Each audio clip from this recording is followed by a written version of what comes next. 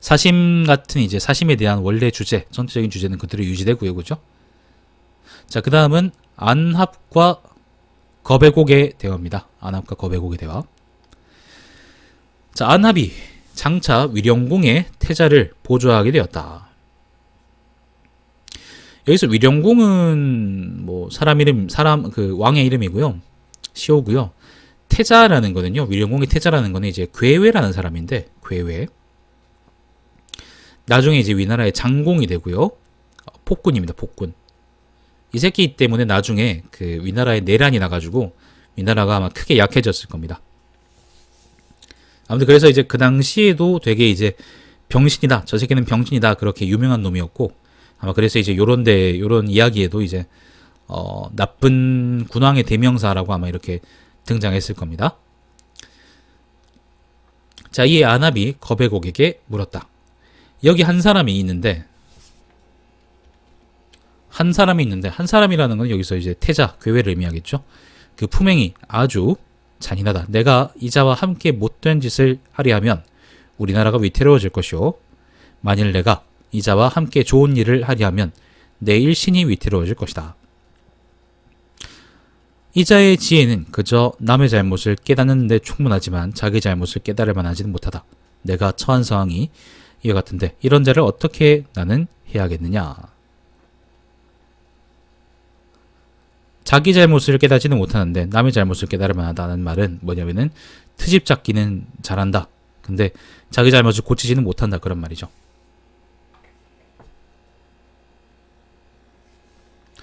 자, 거배곡이 말했다. 좋은 질문이다. 그놈을 조심하고 그놈과 함부로 가까워지는 것을 삼가라. 또한 너의 몸가짐을 바로잡아라. 행동거지로 삼기는 태자를 따라하는 방법만 한 것이 없고 마음가짐으로 삼기는 태자와 어울리는 만한 것이 없다. 하지만 내가 알려준 대로 하더라도 걱정해 볼 만한 점이 두 가지나 있다. 자, 다음과 같다. 태자의 행동을 따라하더라도 장차 태자의 안으로 아주 빠져들어가서는 안 되고 태자의 마음에 어울리더라도 장차 너희 밖으로 태자와 어울려준다는 것을 드러내서 안 된다. 자, 여기서는 처세술인, 이것도 처세술인데요. 이번에는 뭐냐면 이제 높은 사람을 모시는데, 높은 사람이 병신일 때 적당히 동조해주라는 게 여기 주장이네요. 적당히 동조해주는데 진짜로 동조하면 안 된다는 거지. 자, 만약 태자의 행동을 따라해서 태자의 안으로 빠져들어가 버렸다면 태자 때문에 너 자신을 무너져 끝장나고 말 것이다. 마찬가지로 태자의 마음에 어울리다가 태자와 어울린다는 것이 세상 밖으로 드러나 버렸다면 그 때문에 너는 더럽고 역겹다는 평판을 얻게 될 것이다. 태자의 안으로 빠져들어갔다는 거는 뭐냐면 이제 태자하고 똑같은 인간이 돼버린단 말이죠. 그러면 인간 쓰레기 된다는 거지. 자, 그리고 태자의 마음에 어울리다가 그게 세상 밖으로 저 새끼 태자랑 같이 논다는 게 드러나 버리면 어떻게 되겠어요? 그러면 이제 뭐 진심은 어쩔지 몰라도 어쨌거나 이제 인간 쓰레기다, 쟤들은, 그런 얘기를 듣겠죠. 그죠? 그 사회적 자살이지 뭐. 자, 저놈이 애처럼 굴면 너 또한 태자에게 동조해 애처럼 굴어라. 또한 저놈이 정휴가 없는 듯이 굴면, 정휴라는 거는 여기서 규범입니다. 규범. 경계, 규범. 규범이 없는 것처럼 굴면, 그러니까 병신처럼 굴면 너 또한 태자에게 정주해서 정휴가 없는 것처럼 굴어라.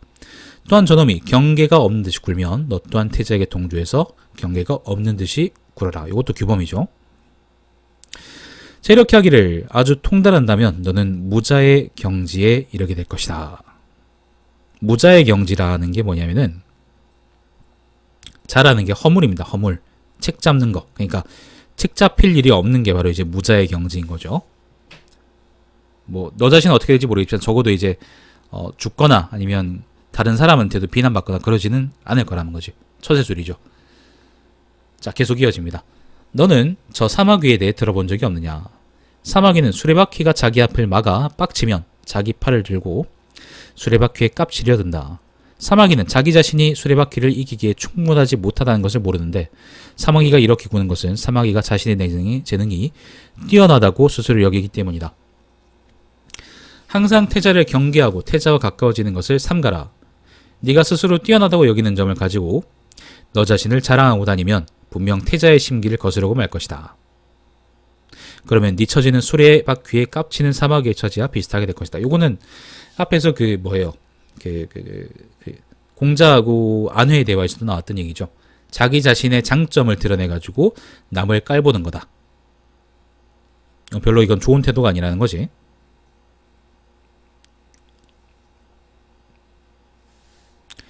자, 또한 너는 저 호랑이를 기르는 사람에 대해 들어본 적이 없더냐. 호랑이를 기르는 사람은 가까이 살아있는 것을 호랑이에게 감히 먹이로 주지 않으니 호랑이가 살아있는 먹이를 먹으려고 죽일 때 노기를 내뿜기 때문이다.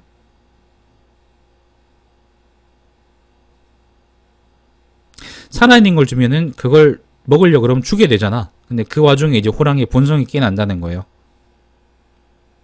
그지 강아지야? 아무 생각 없어? 예를 들면 우리 강아지가 이제 막 그 뭐야 뭐 칠 같은 거 가지고 이제 막 지라발광할 때 내가 거기다가 우리 강아지 예쁘다 그러면서 이제 얼굴을 들이대면 어떻게 됐어요? 그 내 얼굴이 까라피겠죠, 그죠? 그런 거 똑같은 거야. 자, 또한 호랑이를 기르는 사람은 온전한 것을 호랑이에게 감히 먹이를 주지 않는데 호랑이가 먹이를 찢어밟힐 때 노기를 내뿜기 때문이다. 따라서 호랑이를 기르는 사람은 호랑이가 배가 고프거나 배가 부를 때를 살펴 호랑이의 노기를 잘 조절할 수 있도록 해야 한다. 호랑이가 바로 이제 괴외겠죠, 그죠? 자, 호랑이와 사람은 그 종류가 다르지만 호랑이는 사람이 자신의 비위를 맞추고 자신을 길러주기 때문에 사람을 따른다. 호랑이가 사람을 따르는 이유가 이러하니 따라서 반대로 호랑이가 사람을 죽이는 것은 그 사람이 호랑이의 비위를 맞추어야 한다는 이치를 거슬렀기 때문일 것이다.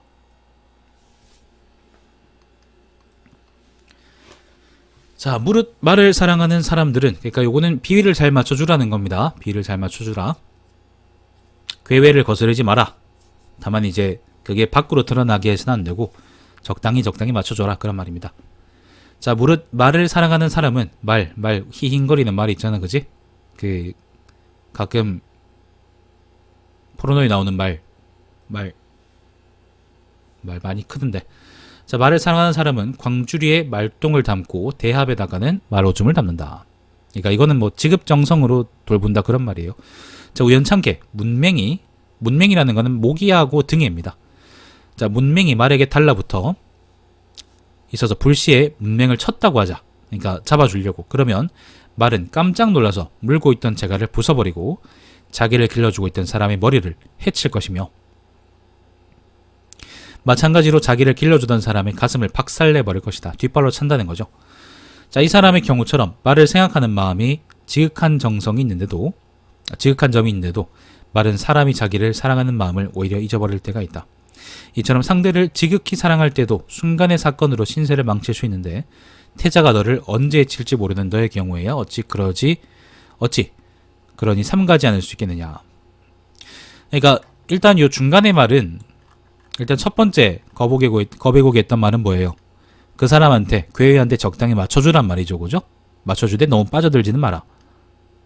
두 번째는 거스르지 마라.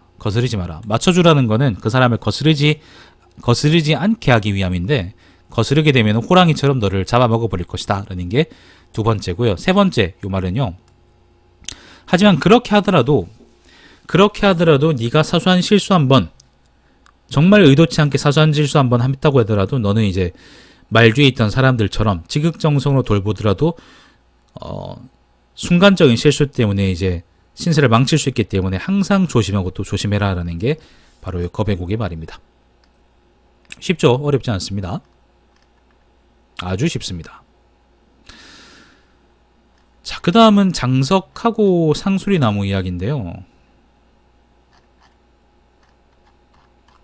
요 뒤쪽 얘기들은 앞에하고 주제가 조금 달라요.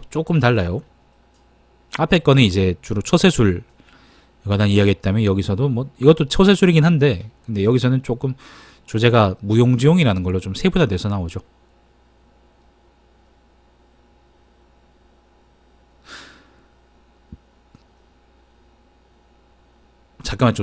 잠깐만 좀 쉬다 할게요.